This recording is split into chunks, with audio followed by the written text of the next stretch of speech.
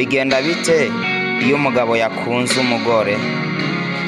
Valante ndahakubereye kugira ngo mvuge ubutumwa. Igihe umugabo yakunze umugore, nta kindi kintu na kimwe yerekeza ku bwonko bwiwe. Ashobora kugurisha isi yose kubera ko aba yabonye ikintu ciza. N'igihe umugore we ari mubi, umugabo ntashobora kubibona. Umugore nta kintu na kimwe kibi yokora kugira ngo ahemukire inshuti yiwe, niyo bishitse akamushira hasi. Iyo umugabo akunda umugore, ashobora gutanga ivyo afise vyose kugira ngo ashobore kugumya ico ashaka.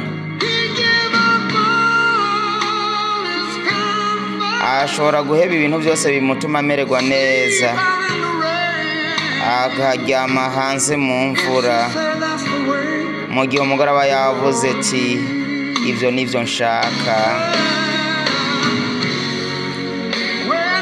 Igihe umugabo akunda umugore, aramuha ivyo afise vyose kugira ngo amugumane.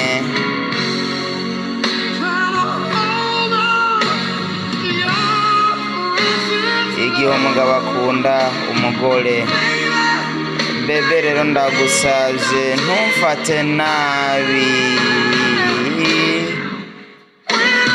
Igihe umugabo akunda umugore,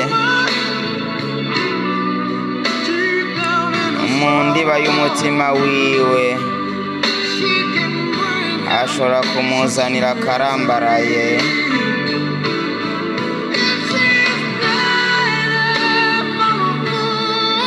Igihe aba ariko aramukinisha nk'umuntu atabwenge agira, uwo mugabo niwe wenyine ashobora kumenya, kuko burya amaso akunda ntabona.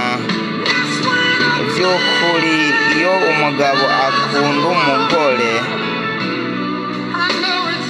ndabizi neza vy'ukuri uko umugabo yumva ameze, kuko bebe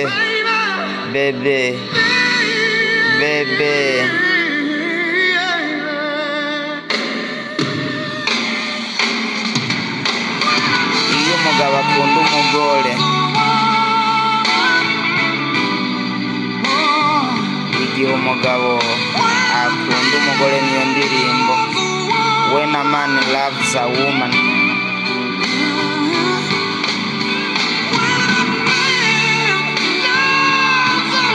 Igihe umugabo akunda umugore,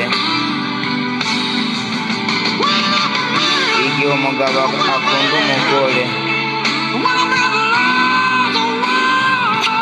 igihe umugabo akunda umugore ashobora kugurisha isi yose.